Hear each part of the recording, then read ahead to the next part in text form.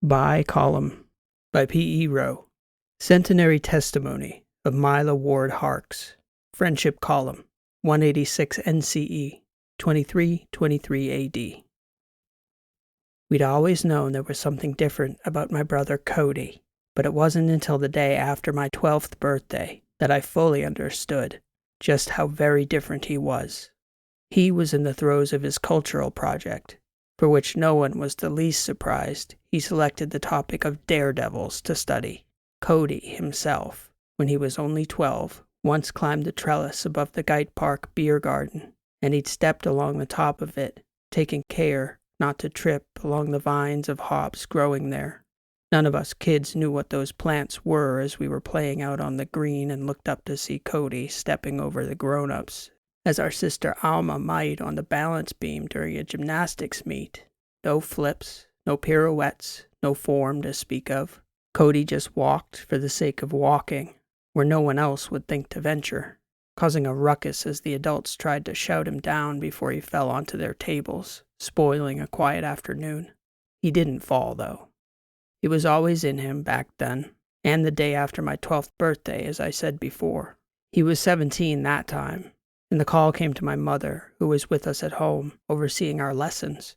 She flew into a frantic state when the safety officer called and told her that Cody was in the ag column, climbing up the central spire. One of the workers there had noticed damage to some of the lettuces on the lower level. She'd followed the trail of damage upwards with a drone over 100 meters and was shocked to see a boy, which the city's narrow AI immediately identified as Cody Ward. He was hanging from the growth cage, climbing. We kids thought it was brilliant. We erupted in laughter and joked about Cody grabbing us fruits before Mother scolded us and ran out the door, leaving us with our tutoring programs. We were shocked and confused by the way she'd reacted.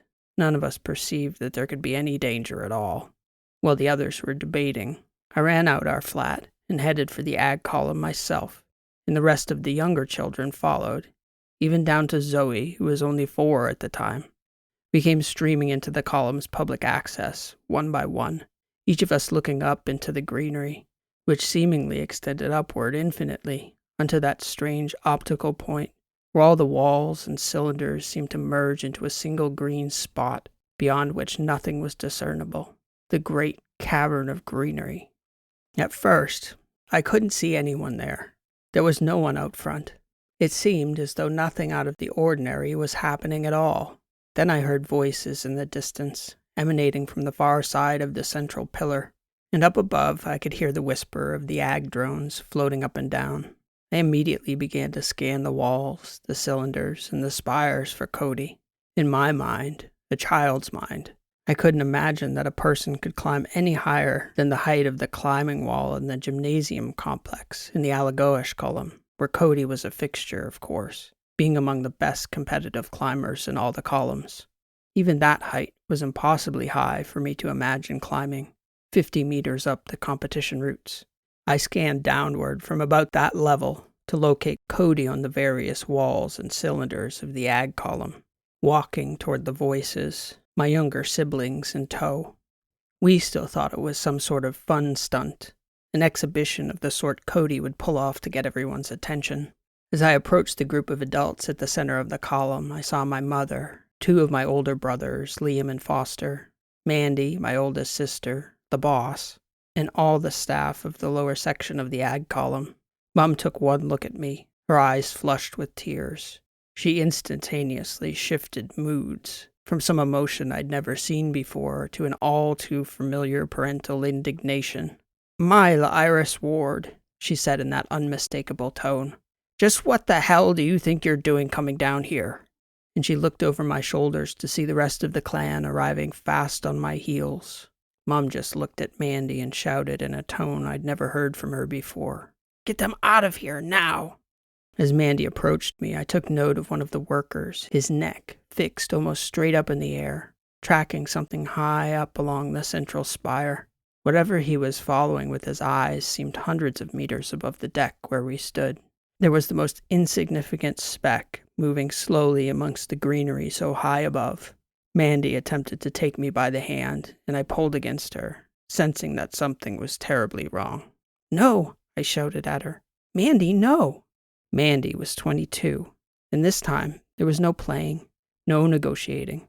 She picked me up, kicking and fighting back against her, and she carried me out like I was nothing, not even pausing to give me the opportunity to walk on my own.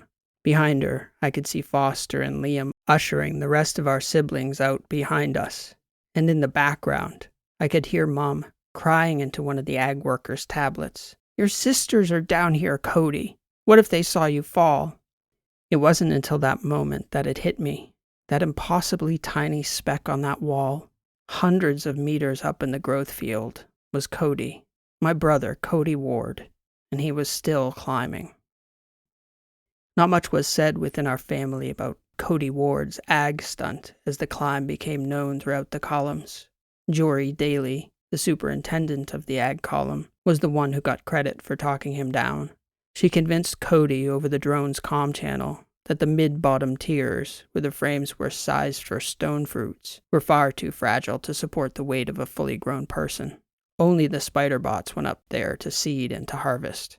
Cody told me he didn't know whether that was true, but he didn't think it was smart to bet his life on whether Jory Daly was lying about it. He found the nearest catwalk and climbed down to the crowd of ag workers and public officials who'd gathered to try to talk him down.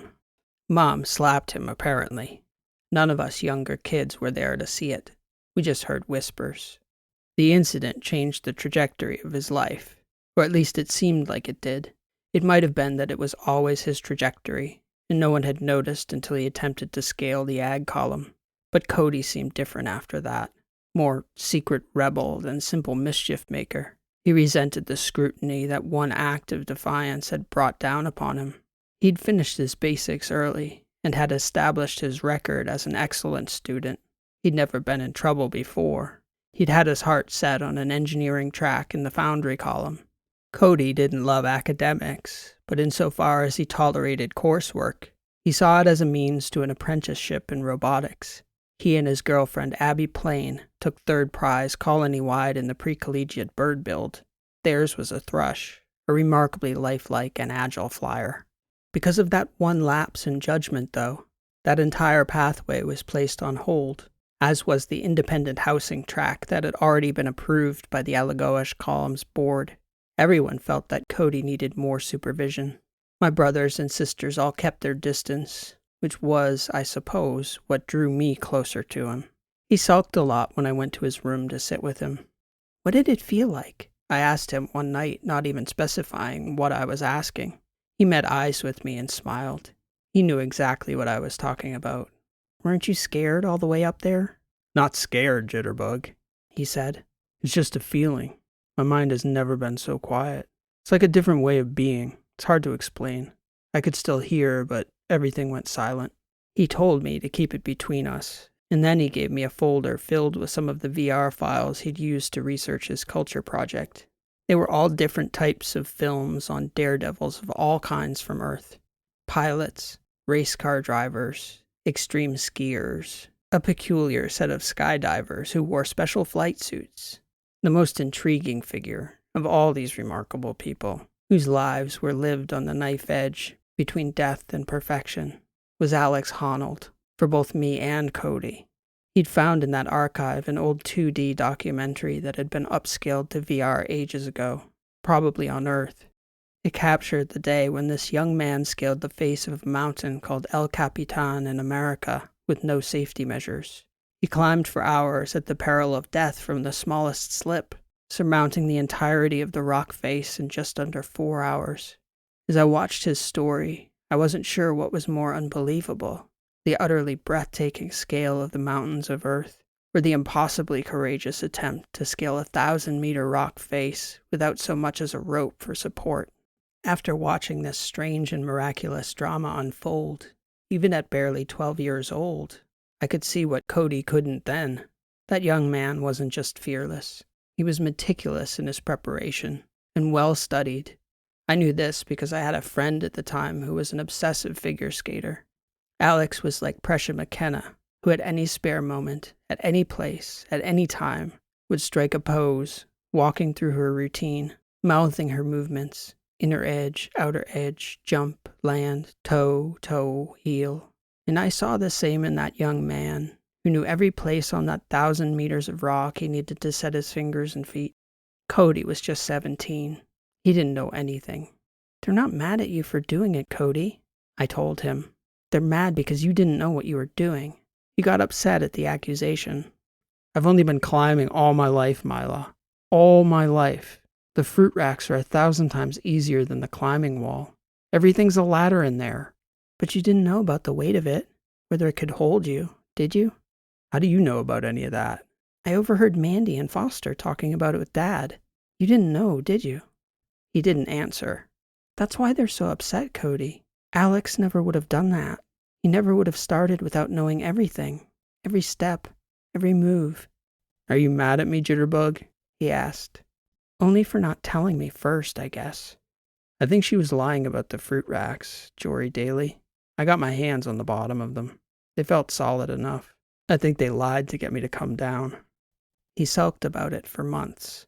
Not just the consequences, being stuck at home for another year, and the monitoring, but it was the way everyone looked at him differently, as though he'd set out to cause everyone so much trouble. Nobody understood the motivation. As strange as it sounds to say it now, though, I did. I understood. I'd watched all those people flying around Earth in their silly fabric flight suits. Cody had been saying it for years. Here in the columns, we were shipmates aboard a ship in a bottle, hermetically sealed. Cody Ward wanted to fly, and he was born, as we all were, into a world without a sky. It was in that last year, when Cody was still at home, that he took work with one of the engineering units framing the interior of the newest column. The project hadn't taken a name at that time. Cody and the rest of the crews just called it the 13. Outwardly, Cody seemed to be sorry for his stunt, and he did everything asked of him to rehabilitate his standing within the community.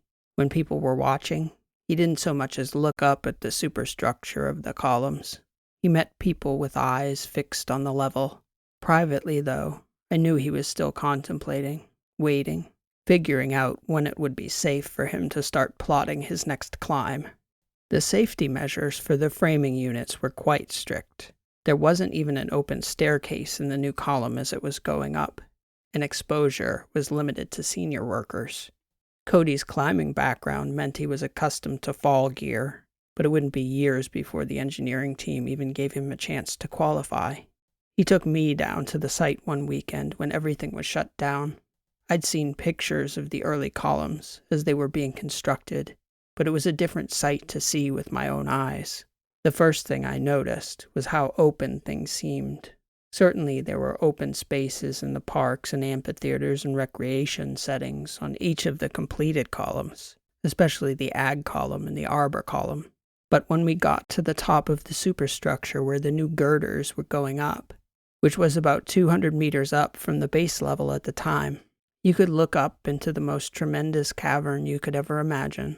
It was almost unfathomable, 800 meters to the ceiling, and from the center of that enormous rock cylinder, it was a full 250 meters to either wall.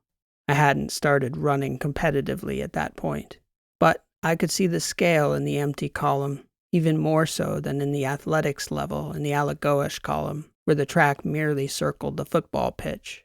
The walkways around each of the columns were 4 times that, but you could never see what that distance looked like anywhere but here. The only other place I'd ever been that approached the enormity of this empty column was the Elliott Hall in the Griffin column. That and the illusion of the sky sim at night. "What do you think, Jitterbug?" he asked me from the top of the stairwell. "Pretty amazing, right?" "I mean, it's the biggest place I've seen that's not in VR.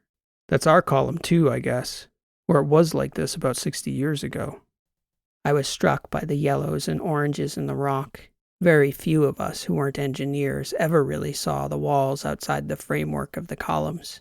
It was striking to know that just outside the spaces we all took as the boundaries of our lived reality, there was this raw rock edifice holding our world inside. "It's weird, Cody," I said. "It's probably the smallest I've ever felt in a place, yet somehow I've never felt so closed in." "The city? Or I guess each column, little sister. They're all built on illusion, tricking the eye into thinking we live in a normal place. I stuck my nose to the cage to see if I could see the interior of that vast rock cylinder without any of the thin metal bars in my peripheral vision. I had to close one eye to do it. Then Cody let me stand on his shoulders so I could look upward toward the cranes hanging from the ceiling of the column, hundreds of meters up. I got dizzy, as though I was staring into an abyss upside down. I never saw that visit as anything other than Cody showing off the fact that he had access, and maybe at the time it was just that.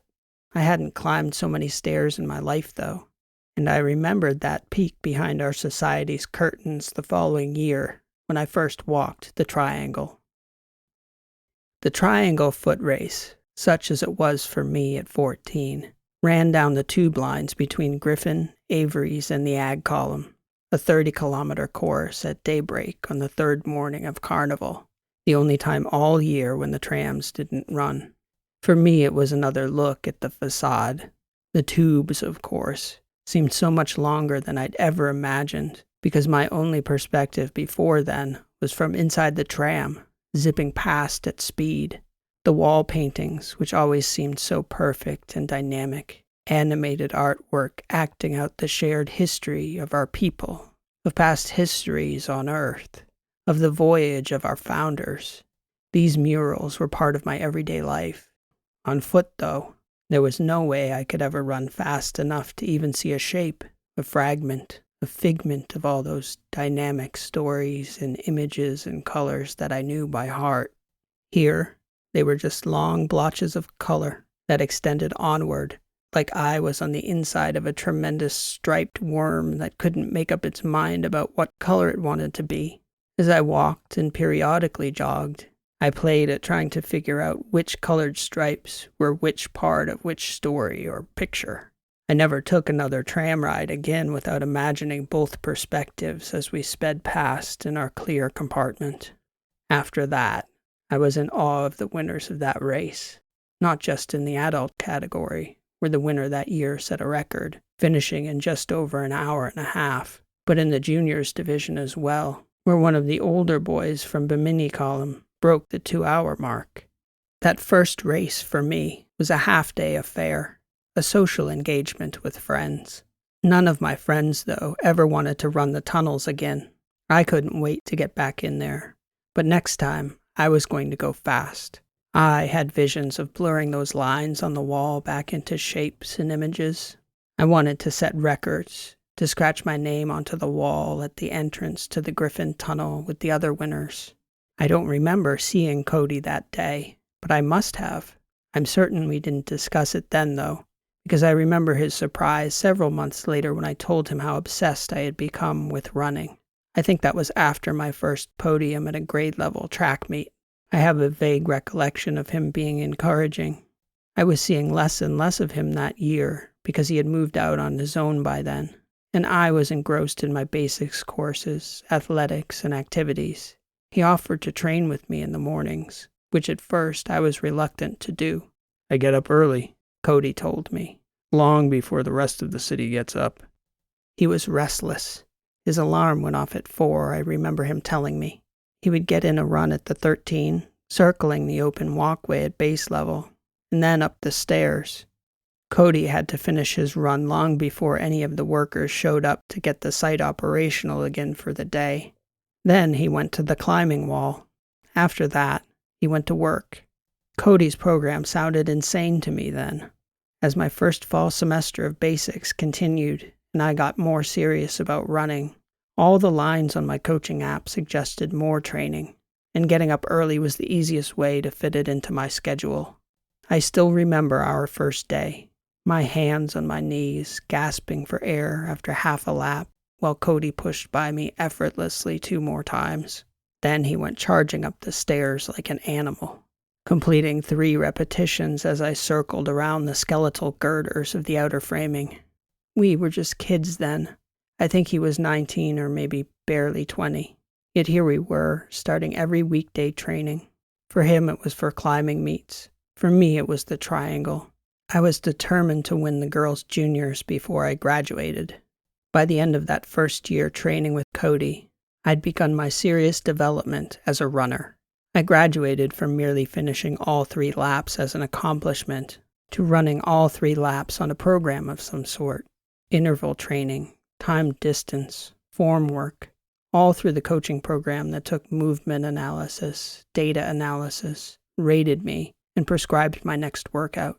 Once I could run with him, Cody would run pace on most of my intervals, or he would give me a race if I wanted, always pulling away at the end and then heading right to the stairs. By year 2, I was running the stairs with him, and I broke the 3-hour mark in the triangle that year. There were only 4 other girls in the entire columns ahead of me, only one of whom was my year in basics. I couldn't help but keep track of Cody's successes on the climbing wall. By then, there were only 2 men in the city who were even competitive with him. It seemed he was faster going up the wall than he was running alongside me in the 13 each morning. It was as though Cody morphed into some sort of spider-like creature, its arms and legs spread outward over the wall, far beyond its frame, and gravity would take a 6 to 20 second break, depending on whether he was running 15, 30, or 50-meter routes. He would always shrug it off whenever anyone expressed a justifiable awe at such athletic feats. "This isn't even real climbing," he would say to me in private. "It's fake, like everything else around here." I was too young then to know how to push back against him. How many times I wished I could have gone back and told him, with a mother's tenderness or a grandmother's wisdom, how real our family's love for each other was. How our growth together in that place was as real as any family in human history. All the most important things were always real. Cody was just talking about the walls. During my 3rd year of basics, I turned 17. It didn't occur to me then as I was training with Cody each day, but I was the same age then as he was when he'd scaled the ag column. That stunt was a distant memory for everyone by then. Even in our family, it had become more of a joke than any point of family shame or consternation. Even Mom thought it was a little funny in hindsight. We were still meeting at the 13 each day. I'd placed 3rd for juniors the previous year in the triangle. In that upcoming year, I was gunning both for victory and a juniors course record. Cody would come out to pace me, but we didn't run together for most of the workout. While I was running, he would sneak off into the superstructure. It happened a little at a time. He'd just say, "I'm going to step away for a bit, Mila," and he'd vanish for a half hour or so. As it became more frequent, I asked him about it. "I'm climbing," he told me. "Just a few sections that I couldn't do in the open halls." "You're wearing a harness, right?" I asked, referring to the drone-based safety gear speed climbers would wear on the wall in lieu of a rope. They couldn't stop a fall, but they lowered fall speeds dramatically enough that a fall from even a great height wouldn't be fatal. He smirked when he answered. "Of course, Mila. What do you think?" The truth was that I wasn't sure what to think. He had grown more responsible. He'd been a fixture on the framing team for 5 years by then, and never had a safety violation. He was practically living with his girlfriend, Abby, whom he'd converted into an avid climber. Cody seemed responsible. Grown up. The teenage stunts seemed to be far behind him. But one morning, I decided to skip my intervals and head straight for the stairs after warming up. By then, the framing for the column was entirely completed, and sometimes I'd attempt to run it before the workers arrived. 1,000-meter staircase from bottom to top. That was a monster workout I needed to tackle in intervals. 2 flights jogging, 3 flights walking, 1 flight sprint. I heard him before I saw anything. It sounded like there was a malfunctioning robot out in the gap between the outer frame and the rock edifice of the column. I couldn't exit the stairway without Cody's thumbprint, so I climbed another 5 flights to see if I could get a better angle, and I waited, listening. It was about 600 meters up, I guessed. Then I saw Cody climb from the outer thermal shaft into the gap in the framework of the column, where the heatsink and ventilator units had yet to be installed. He was wearing a harness, but still, those shafts ran straight down. I waited for him at the entrance while he keyed into the stairwell with his thumb. "Cody," I said, "what the hell are you doing in the air shaft?" "It's the only contiguous climb from bottom to top." Would that thing even fire for long enough to catch you? I asked him, gesturing to his harness. He shrugged. Why wouldn't it? They're designed to slow a fall when people are bouldering below the red line at the gym, not 600 meters up in the air shaft. You still fall at the same speed, Mila. Believe me, I know. But what are you doing in there? You know what I'm doing. I'm going to climb this column before the air system goes live next year. I do a section at a time to test the wall in there, to feel the pattern, repeat it and perfect it as each section goes up. In the moment then, as difficult as it is to admit now, I said nothing more about it. Cody was so self-assured. He walked with such overwhelming confidence in what he was doing that I didn't challenge him. I had a terrible feeling in my gut about what he had been doing under my nose. Even though I knew that he intended to climb the whole column, I did not think, or at least I did not know for sure, that he intended to free climb it without a harness, and I did not ask. I merely hoped. He looked at me that day, in that stairwell, so early, it couldn't have been later than 5:30, and in his eyes he declared without saying anything that he believed we had always had an understanding, and he begged me not to be betrayed, hinting at the shame he would feel for me if I went outside the wordless pact and told our secret to our whole tiny self-contained world. All this with a look as he passed and began to walk down, skipping steps at a time, leaving me to contemplate my place as brother's keeper. I remember thinking that very phrase on the way down, brother's keeper, and thinking, Cody Ward will not be kept, not by anyone. The concerns I had over Cody's venture dissipated over the next several months. I won the juniors at the Triangle and set a course record, and though we celebrated the accomplishment, both Cody and I had the same mindset, that I had one more year to go, one more year to put Mila Ward's time so far ahead of past holders that future runners would think twice about even trying to catch me. The stripes on the wall never did get shorter, though. The morning after winning the Triangle, I was back at the 13 with Cody, training. We weren't racing anybody else anymore. We were competing against ourselves. That was the focus. A few weeks after the Triangle, though, I found myself struggling to focus. I kept thinking about our little society, about humanity, all those people on Earth. I could keep pushing myself and beat every woman in our bottle world. And when I looked in the archives at records of races run on Earth, those women ran marathons at paces that were unfathomable to me. It seemed as though there were places on Earth where people had been built to run. The columns was not such a place. And even if I did, through a lifetime of work and dedication and perseverance, somehow manage to best these long-dead women, who would know? Who would care? I was, at 17, getting the first taste of the crisis and meaning our little society had been struggling with since its inception. Why keep going? Because the founders did? Because one day, generations from now, when we could finally build enough infrastructure to leave this star system, our distant children could go explore the stars like our long-dead ancestors intended? It wasn't long before my time started to reflect my growing disillusionment.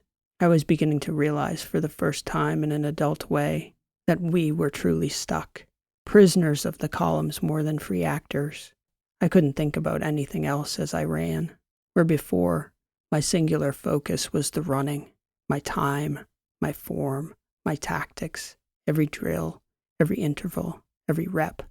Cody met me one morning around the 400 level. I was slow and he knew it, by minutes, not seconds. Let's get dinner tonight, Mila, he said. They have falafel at the Four Seas this week. I have something to tell you. He knew my weakness. All those miles required fuel, and I always kept the calorie counters rolling.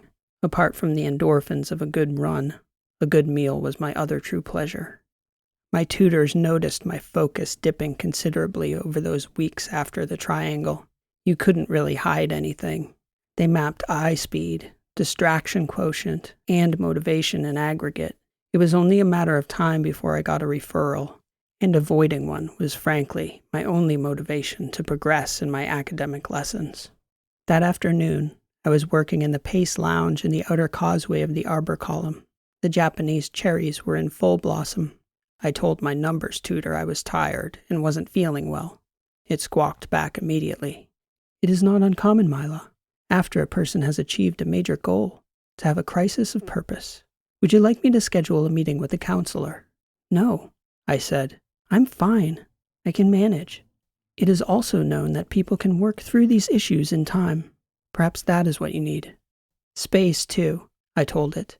Please don't ask me again. I was far enough ahead in my Year 3 courses that taking an afternoon off wasn't a problem, so I walked among the trees and took a nap on the cool grass. In the afternoon, I met with a few friends who were just getting out of dance class. We talked about our futures, our plans for 4th year and after. Not a single one of them cared a whit about the triangle or running. Juan was a jazz pianist who danced with the others for fun. Yesa and Fryer were dancers. The falafel was crisp and salty and delicious. Cody and I were both so hungry and engrossed in the food that we hardly said 2 words to each other until I was stuffed. I wasn't sure whether I was just that hungry or whether Jory Daly was doing something different with the tomatoes and cucumbers, but I could not stop eating the salad. I'm not going to tell you when I'm doing it, but I'm going to climb the 13, Cody blurted out. Then he looked up at me to gauge my reaction. What do you want me to say? Nothing, really. I just wanted you to know. I feel like someone should know. But if I told anyone else, they'd never let me try it. You're going to free solo it? He nodded. I sighed. I know what's bothering you, Mila. About the climb? No. Since the triangle. It's all the same stuff. It does bother me, Cody. It does. I remember. You could fall. That's why Mom and all them were so scared in the ag column. Mom won't know about this till I'm done. I'm going at night. It'll give me a full 8 hours after knockoff. Honnold did it in 4, and that was real rock. You're not going to try to catch him, are you? Rush for the time? No, it's not the same. Even if I was faster, which I won't be. The first thing I'd say if anyone else did it was that the climb's just repetitive. Same moves over and over. No nuance. No one will ever equal Freerider. Then why do you have to do it free, Cody? See, I told you I knew what was bothering you. That's it right there. Bottle fever. Bottle fever? Yeah, that's what one of the guys on the frame team calls it. I looked up similar things on Earth. They got it too. People living on small islands or isolated communities. Only they could go on a trip or something. Yeah, but I bet they didn't do what you're doing to cope. Some people did, sure. They used to have sword fights and shootouts. Drive fast cars. Swim in the ocean with sharks. Nothing's new here except us, sealed in, worshipping the bravery of the very ancestors who sealed us in here. I thought you'd given up on all that daredevil stuff, Cody. No, you didn't. You just ignored it and pretended I was doing something else. You should understand. You're just as obsessed. You just haven't figured it out yet. What do you want from me? You want to climb it and you're so sure nothing will happen. Why even tell me? I want somebody to understand. Everybody pretends like me climbing the ag column was so crazy they can't possibly comprehend it. Then they pretend that this life is satisfying, that there's no gigantic hole in all our lives. It is crazy, and I don't understand it, Cody. I don't. You could just climb it with the harness on. What's the difference? There's a difference, he said. Believe me. I shook my head. In all the research I did on daredevils, I found out there were a ton of scientists who studied them, their psychology. They gave all kinds of plausible explanations for the behavior. Neurological, evolutionary, biochemical, cultural. You know, the best reason I ever encountered in my research about why they risked death was from the mouth of a big wave surfer who was asked by an interviewer why he dared to ride ocean waves the size of skyscrapers. Do you know what he said, Mila? I don't know. Yes, that's exactly what he said. Those 3 exact words. I don't know. The universe makes us who we are. It is for us to be. I'm just going to be me, Jitterbug. Let somebody else explain the why. Are you going to tell me? I asked. I'm telling you now. No, I mean when you do it. Oh, do you want me to? I'm not telling anyone else. I'm going to program a couple drones to mirror from 20 meters or so. I took a deep breath. Somebody should know, right? Don't you want some moral support? I'll have to think about it. Are you telling Abby? He shook his head. Yeah, she'd kill you before you even got a chance to step into that shaft. More or less. "Don't surprise me," I told him. "Somebody should know. Just please promise me you'll step into the heat sink if you need to bail. Alex did. He needed 2 tries. "I'll never get a second chance, Mila. And I won't need it. If I can't do it now, it ain't happening." "Just promise me. If you get in trouble, Cody." "I know. I will. I don't take anything for granted. I've planned every step." I expected in the days following that conversation that Cody would ping me in the early evening to tell me his climb was on. But a few days passed, and then a couple weeks. The ventilation shaft and the heat sink had been completed for months by that time. They were slated to begin testing the system, so the deadline was certainly approaching.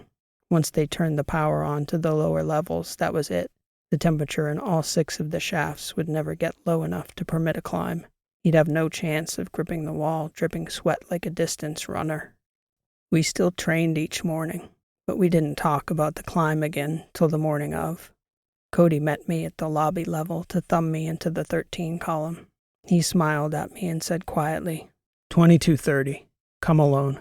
"No training today?" I asked him.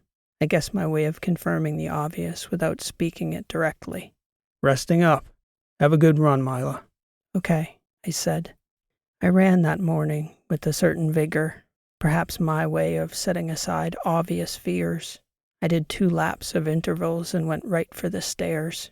I knew that space, that stairwell, about as intimately as any space in the entire columns, perhaps with the exception of my bedroom. Cody's impromptu climb through the lettuce in the ag column was 5 years in the past by then. He'd been 17, my age, 5 years. He was almost 23 the day of the climb. Arnold had been in his early 30s, his physical and mental peak, the pinnacle. I remember thinking that Cody was too young. It was too soon. He'd spent 5 years meticulously preparing, and it was still too soon. When Cody thumbed us in that evening, it felt strange. All that time and we'd never been caught, if that was the right word for it. It never felt as though we were sneaking into a place we shouldn't be. We'd just been using an open space when nobody else was there. Other runners used the stadium steps or the back hallways around the amphitheaters or Griffin Hall after hours. But that evening, it did feel strange. It definitely felt like we were sneaking in. When we got to the perimeter of the column, he headed for the 4th shaft. I headed for the central stairwell. I gave him a brief hug, and he told me he'd see me in a few hours, either at the top or at one of the heat sinks if he bailed out. I had trepidations, of course, but I didn't have to watch like Alex's team did. Cody had the drones, and you couldn't see into the shaft from outside anyway. The only real problem areas Cody had talked about were the bottlenecks. They were located at every 200 meters and were framed for the giant heat-conducting units that transferred thermal energy deep into the rock outside the column. Yet to be installed, of course, but the shaft got subdivided into quarters there, and each narrow quarter was smoother than the inside of the rest of the wall. I expected he would hit the first one a little past the hour mark. I had Cody's key fob for the interior walkways, in case he needed me to pull open one of the interior doors to the heat sink. He could exit the thermal shaft on every other level, so I was trying to walk up the steps at about the pace I expected him to be climbing. I didn't want to leave him in there long if he needed me to help him out, but I didn't expect him to need me. I expected to be nervous and jittery for the first hour or so, and then be bored for the rest of the night, listening in as he called out his benchmarks over his earpiece. He hit the first 2 at 50 and 100 meters fast. He was cruising and feeling good. "I'll go to 150, he said at the 3rd benchmark. "Taking it steady, Mila. Feeling strong." It was a surreal feeling to think that somewhere through that structure, my brother was climbing, looking death in the eye, each handhold, each step up. I could only imagine how exhilarating it was for Cody. It was eerily quiet in the stairwell that night. I couldn't hear anything. I didn't hear a thing when it happened. I called him from the 200-meter mark on the hour, and there simply wasn't a response. Waiting those seconds for his reply, I couldn't have imagined that the fabric of the universe had been altered forever without the least indication. How long do I wait? I remembered thinking. What was a sufficient amount of time before I believed it was possible?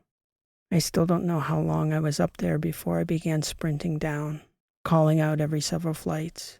imagining I'd hear his voice reassuring me that the comms had just glitched, or that he was at a point he couldn't be distracted. All the way down, there was no response. I sprinted to the fourth thermal shaft, prying open the service access as I'd seen Cody do 100 times before. It was brighter in there than I'd envisioned, bright enough to burn the sight into my memory forever. Still, I couldn't believe in that last innocent moment. The impossibility of tragedy in our bottle world. It could not be Cody there, broken and lifeless.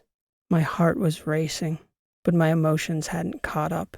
He'd landed on his side. The right side of his face had hit the ground, shattering his skull almost to the midline.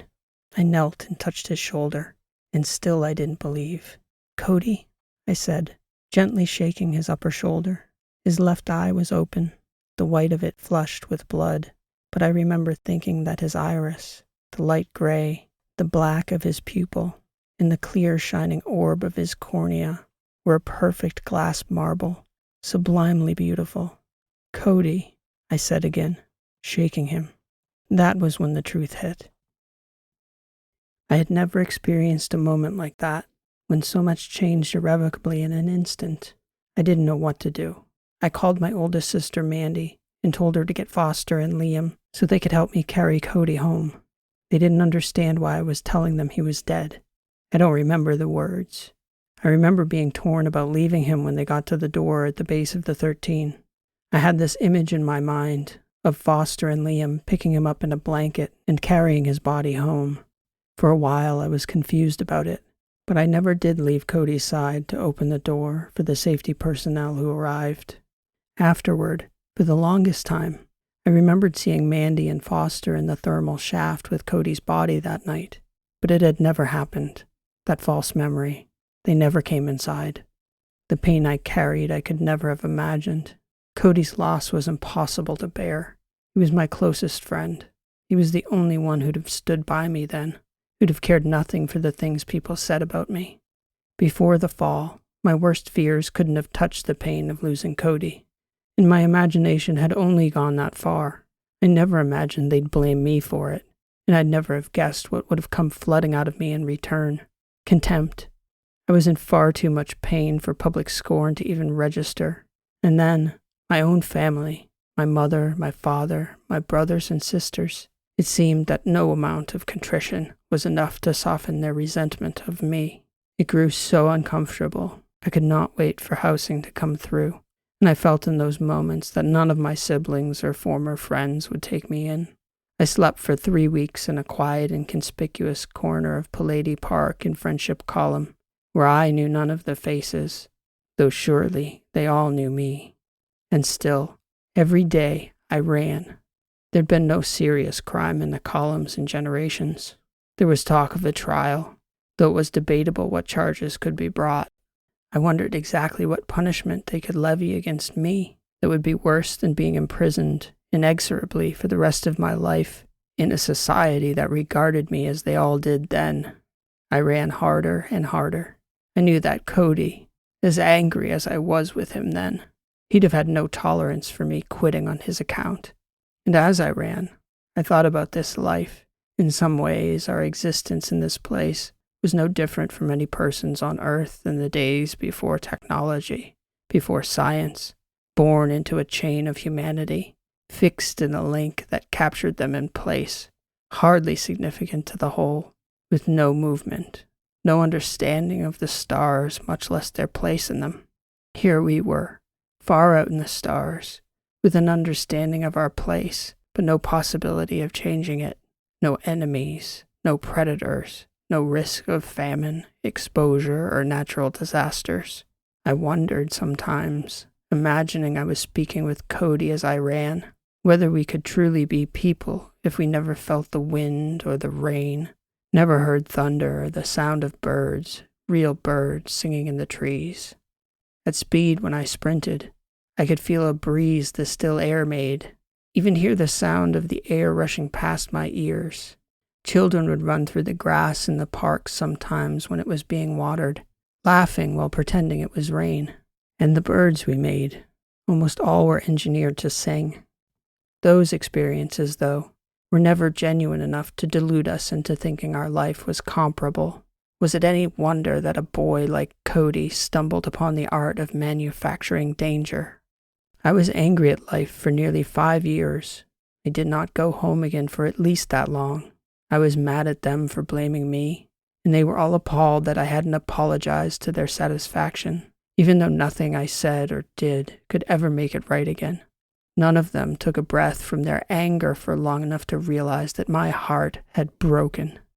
I couldn't say when, but a day did come years later, when enough time had passed that people didn't talk about Cody Ward anymore, the boy who'd fallen from the new column.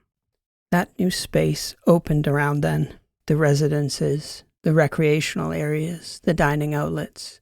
The 13 became the preferred placement for all the graduates and young couples for many years after. They named it Baye Column, after the longest tenured city manager in the history of the columns. She was born some 4 generations after the founders arrived here, and had been long forgotten by everyone except our city's most tedious functionaries. I have lived long enough now that this history, too, is all but forgotten. I am a great-grandmother so many times over, it is almost impossible for anyone to imagine that the name Mila Ward, scratched as it is still onto the Griffin Tunnel wall, could possibly belong to me. I don't know whether my siblings talked to their children about Cody. I know I didn't. It was too painful. As my centenary testimony neared, I debated going down this course. The expectation is for the occasion to be joyous, to tell stories of the grand times of our youth, and to exhort our children's children's children to rejoice in theirs. That is the expectation. Everyone smiling. It's hardly a time to speak of the dead. But I look around and see a society of such gentle creatures that when we do regain the capacity to crawl back out of our hole, I fear we will only scare at the sight of our shadows and scurry back inside. The nearer I get to joining him, the more I remember of my brother Cody Ward. And the more I remember, the more I think he must be remembered. For in order to emulate, we must first remember. I say with a sister's love and admiration that to brave space again, we will need a fool's courage once more. I look back with nearly 80 years' knowledge and pain to that day when Cody fell, and I say that his spirit must be reborn in us, or we will forever here reside within this bottle world. This, though, will never be a matter of our choosing, so I ask you to speak it to your children. The decision is now theirs. Test the walls. Test your fate. We do not need to brave death each day to be courageous, but we must be courageous. I have a final memory of Cody that has absolutely nothing to do with climbing. He was about 10, so I would have been 4 or 5 at the time.